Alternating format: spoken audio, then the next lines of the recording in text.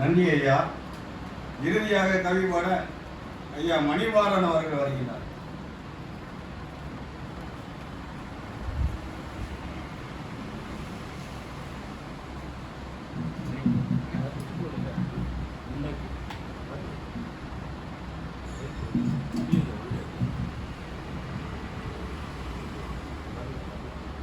அனைவருக்கும் அன்பான மாலை வணக்கம்.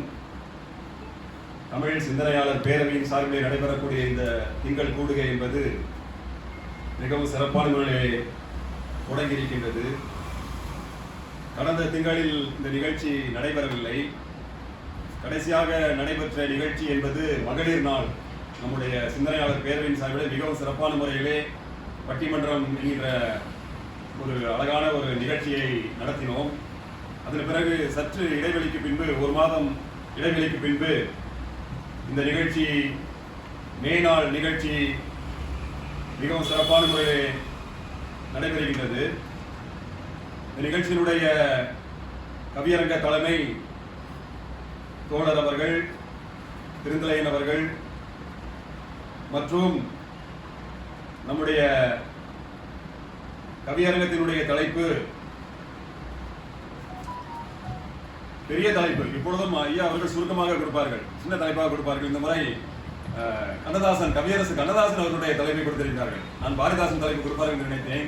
ஆனால் கண்ணதாசன் அவர்களுடைய தலைப்பை அழகாக வல்லான் பொருள் குவிக்கும் தனியுடைமை நீங்கி வரவேண்டும் இந்நாட்டில் பொது உடைமை என்ற அந்த வரிகளை, பாடல் வரிகளை மிகவும் சிறப்பான முறையிலே வழங்கியிருக்கின்றார்கள் இந்த இடத்திலே. அதே போல கருத்தரங்கத்தினுடைய தலைமையேற்று மிகவும் சிறப்பான முறை தலைமை உரை ஆற்றிருக்கக்கூடிய தோழர் உதயன் அவர்களுக்கும் நன்றி கூறி, இந்தியாவை பற்றி கார்ல் மார்க்ஸ் என்ற தலைப்பிலே கருத்தரங்கம் மிகவும் சிறப்பான முறையிலே நம்முடைய தோழர் அவர்கள், தியாக அவர்கள் இங்கே உரையாற்ற இருக்கின்றார்கள்.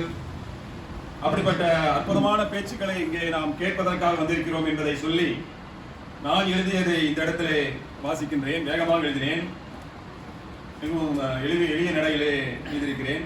மே நாள். உழைக்கும் தோழர்களின் உரிமை போராட்டம் வெல்லட்டும். முதலாளித்துவம் ஒழிந்து மே திங்கள் சிறக்கட்டும்.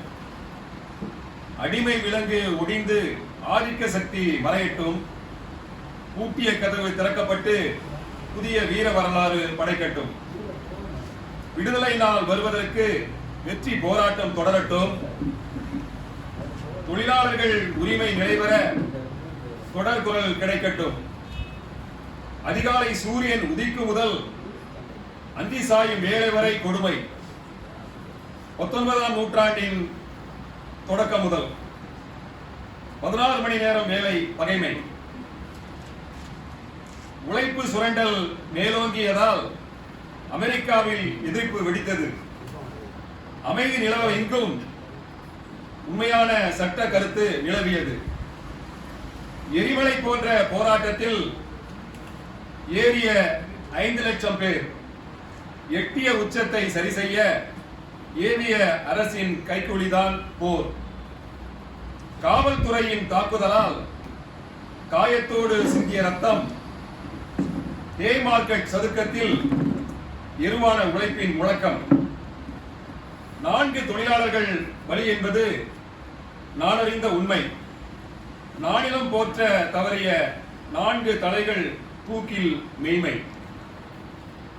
மே முதல் நாள் அமெரிக்கா ஐரோப்பியா நாட்டின் தொழிலாளர்கள் நாளாக கொண்டாடியது. மறைக்க முடியாமல் என்றும் துணையாக சட்டம் நிறுவியது. ரத்தம் சிந்திய உதிரம் இறக்காமல் உண்மை சிறக்கட்டும். உயிர் பலிகள் சிந்தியதால் உலகம் முழுவதும் நன்மை காணட்டும். மகிழ்ச்சியின் உச்சத்தில் மே நாள் பிறக்கட்டும். பொங்க பொங்க பகிர்ந்து நன்மை கிடைக்கட்டும் என்று கூறி நன்றி கூறி நிறைவு செய்கிறேன். நன்றி, வணக்கம். சீரிய சிந்தனைகளை எடுத்துரைத்த கவிஞர் மணிமாறனுக்கு நன்றி. வேறு யாரும் கவிதை வைத்திருக்கின்றீர்களா?